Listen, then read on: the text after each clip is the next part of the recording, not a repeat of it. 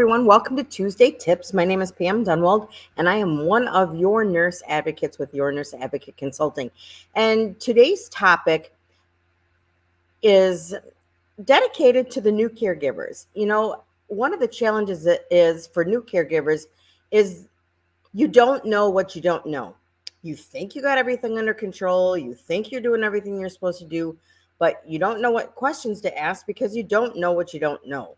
And so that's the topic of August for us. We are going to dedicate the month of August to new caregivers. So if you know anyone that's in a new caregiving role, or they're thinking that now's the time where they need to step in and maybe take care of their aging parent, maybe an aging spouse or a grandparent, we're going to have for the month of August, everything's going to be geared towards the new caregivers. So we're hoping to have a lot of information with you. We're going to start it off tonight with Tuesday Tips. We're going to start that off with essential tips, an essential guide that we're going to be offering for new caregivers. It's going to be free, so we're going to talk about that tonight. And just to let you know, we're going to round it up by towards the end of the month. We're going to have our free webinar, and that is going to be on the 10 steps you must take to care for an aging parent.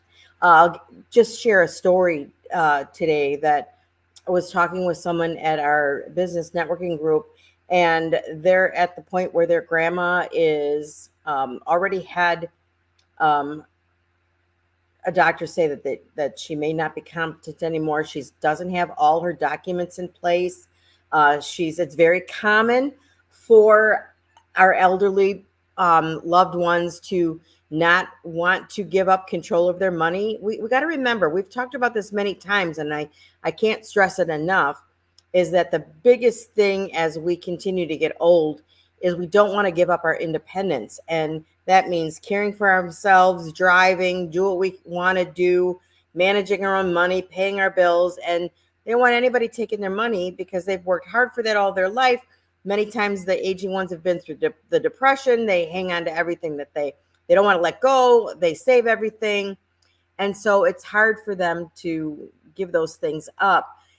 But on the flip side of that is, once someone's not capable of caring for themselves or making decisions, and two doctors make that decision, then if they don't have documents in place, that person is really at risk for a stranger managing their money. The court may have to appoint a guardian to manage their finances as well as their health care. So they may end up with someone they don't even know to be able to manage that. Now, maybe they wouldn't mind that, but most people would at least want their family member to manage it because they feel that they would know what they want. So I can't stress upon you enough that you have to have these documents in place. So that's going to be one of the things that will be available in the checklist and the resources. Is we're not going to go into a lot of depth in this free resource, but it's going to give you a checklist. It's going to help you prioritize, the top 3 things that you need to work on most. And then throughout the month, like I said, we're going to have a lot of different resources available. So for you to be able to get more information on those areas where you need the most help. So let's go ahead and dive in. And what I'm going to do is I'm going to put in to the comments here. I'm going to put in the link for the Essentials Guide. And like I said, we're going to talk about that a little bit during Tuesday Tips. And let's go ahead and jump in and get started. So, when as adult children, or maybe we're a spouse of an aging parent, or we're a grandchild, and the realization that our aging loved ones may need our assistance can be overwhelming. I know another person that I've met recently was became a guardian. Her grandmother became the guardian of her. So she doesn't have a mom or dad. So now her grandmother is getting up in age, and she's a young person now, worried about the responsibility of, okay, well, what do I need to do if my grandmother needs more help, or what steps do we need to take? So she's now in our community. She's very glad that she's not alone.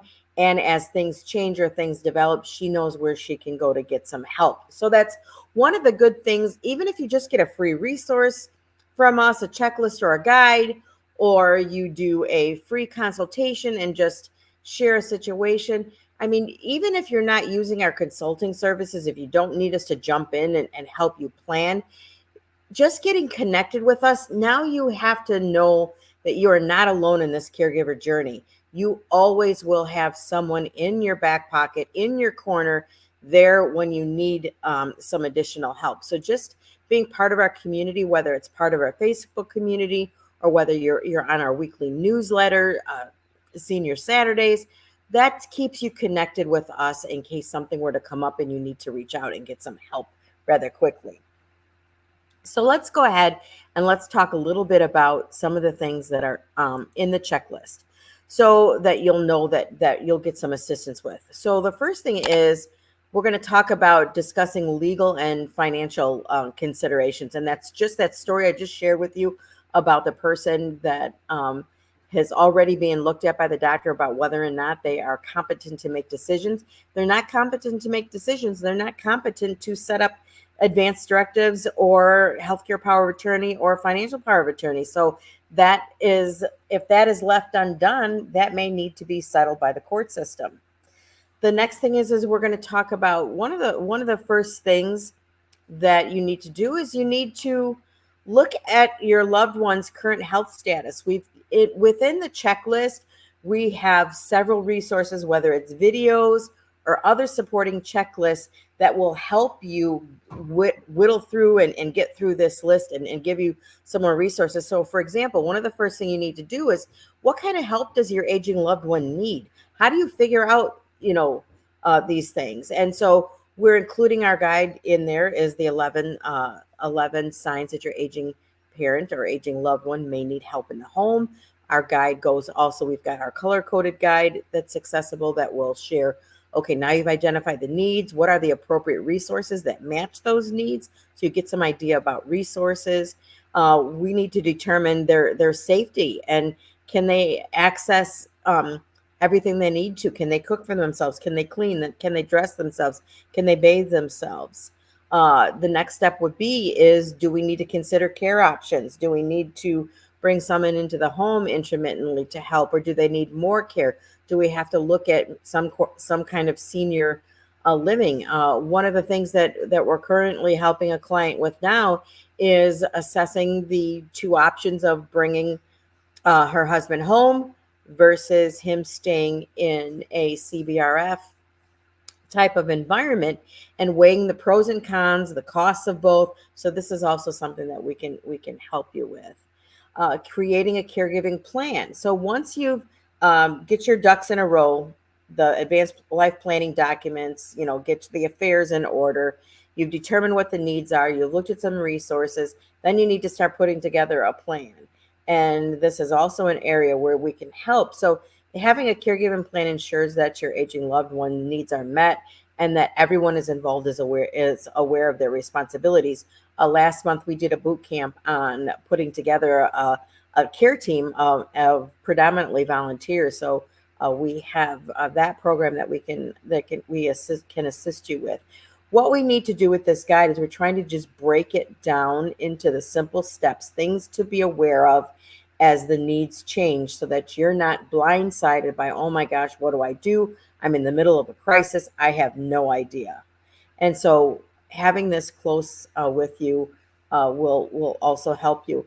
We've also got our emergency to go folder checklist. That's a folder that you can put together, all the information that they would need if they need to go to the hospital, or if they're traveling and they need to go to the emergency and they're in a state where nobody knows them. Sometimes the electronic medical records don't talk. So what are the essential things that you should have with you? So we have that as part of the resource. So once we're looking at a caregiving plan, the next thing is to, begin to have that conversation with your aging loved one on how you can step in. Again, I guess a little honey goes a long way in these type of conversations. You don't want to come on strong and say, you know what, I don't know how to say this to you, Dad, but you just are not able to take care of yourself anymore, and we're just going to have to do something about it. I don't know if we need to put you in a home or we need to look at assisted living, but you can't do this, and I work full time. I can't do this. And so that's a very difficult conversation to have. And it's coming from a place of concern, but yet you're telling them what needs to be done, and they're going to just, their defenses are going to come up because right now you're threatening their independence, and that's too big of a pill to swallow all at once.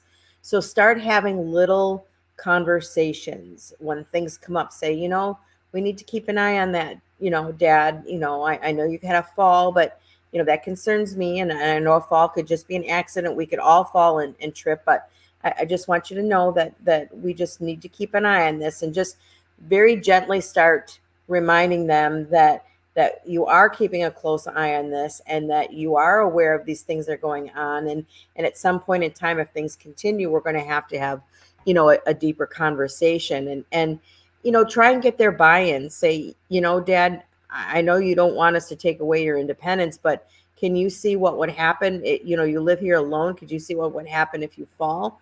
And Linda and I are looking at wanting to do some kind of a program or something on the seriousness of falls. My mother-in-law passed away as a result of a fall just this April. We have another client that Linda had been working with that we only had him on board for a couple of days, and now he is on a ventilator in intensive care due to a fall, and that's a whole mess because he can no longer direct his care, and so we're helping the daughter in this case. So lots of things can happen, and we just need to be prepared as possible. No one is ever prepared for the loss of a loved one, whether it's unexpected or expected, but what we can do is we can be as prepared as possible. One of the other things on the checklist is just understanding the aging process. We talk about our free course, the ABCs of senior care. Just goes over the terminology, gets you familiar with the common terms that you're going to hear from the doctor's office, the hospital, the clinic, terms and that you may not understand. And so we have that free course that we're going to share in the checklist, that you'll have access to that if that's something that you feel would be beneficial. The nice thing with this guide or this checklist is you don't have to digest the whole thing. You just need to go through the checklist portion of it. If the guide goes into things more in depth, but turn to the page where you have the checklist.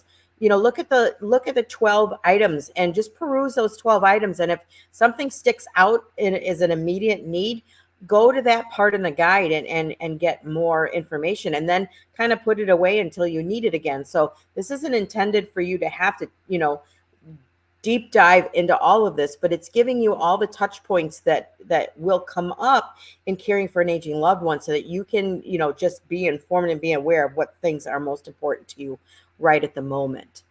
So understanding the aging process. Another thing is assessing your parents' health. Regular health screenings. How are they doing?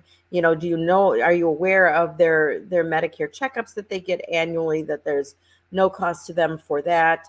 Medication management. How are they doing with their meds? Are they missing medications? When you go over there, they have a pill sorter. Are you seeing that days are missed? How are they doing with that? How are they doing with their health care? Another great thing is to get on their MyChart, get access to their online patient portal. You can see the doctor's notes. You can see their medication list. You can see when their appointments are. This is going to help you tremendously stay on top of their healthcare needs. Navigating the healthcare system, understanding Medicare, Medicaid, private insurance. This can all be a huge challenge. We have lots of resources for you to understand, what the thought process is as that goes into choosing a Medicare and Medicare Advantage plan. We are not brokers. We are not going to sign you up for insurance, but what we can do is we can talk to you about your lifestyle and your health care and any chronic diseases and just the overall condition of your health, and can give you insights on what questions to ask your insurance advisor or broker, so that you can get the plan that's best going to suit your needs. Planning for long-term care. No matter how healthy your aging loved one may be now, it's important to have a plan in place for the future. Are they willing to go to an assisted living. This is something that would be good to know early on before you're in a situation with, oh my gosh, you can't take care of yourself. What are we going to do? You don't want anyone to come in the home. I don't know what to do. So kind of have those conversations. Say, you know what, Dad, I know we're not anywhere near that, having to have that conversation, but it will help me to know what you want as you to continue to age. Have you thought about if there comes a time where you can't care for yourself at home, would you consider going to an assisted living or a nursing home, or what would you want or what wouldn't you want? Because when I talk to my daughter, she's 44 and I'm 65, and when we were interviewing her about what her thoughts are as far as having an aging parent, the big theme that came up with the adult children that we were interviewing is that they're very afraid of making the wrong decisions. So there's lots of things that we can do to get their decisions in writing and get in place, so that you don't have to make, the aging adult child doesn't have to make decisions. More or less, that aging child just has to make sure that the decisions and the choices are followed. So big difference in a level of responsibility there. Emotional support. So providing emotional support to aging parents, discussing the importance of mental wellness. Are they isolated at home? Have they lost a spouse? Are they living alone? Are they getting out socializing? Are they still going to church? Are they going to play cards? Are they going to the senior centers? What hobbies do they have? Can they volunteer? We need to look out for their social well-being as well, and their emotional health. And the last thing that gets talked about in our guide is self-care for the caregiver. I mean, that's one of the most important things. What in your plan in caring for your aging loved one, what are you going to do to take care of yourself? We have lots of resources for that, but that's going to be important because you can't give from an empty cup. And if it becomes too stressful for you, then that's going to carry over into your caregiving, and that's going to carry over into your relationship with your aging loved one. And so we want to have a plan in place for how you're going to take care of you. Breaks, vacations, outlets, hobbies. You can't give up who you are or what you like to do in this season. Even though a season doesn't last forever, you still have to be able to take care of your mental health during this time that you're devoting to caring for an aging loved one. So with that being said, that is a little bit about what our guide is.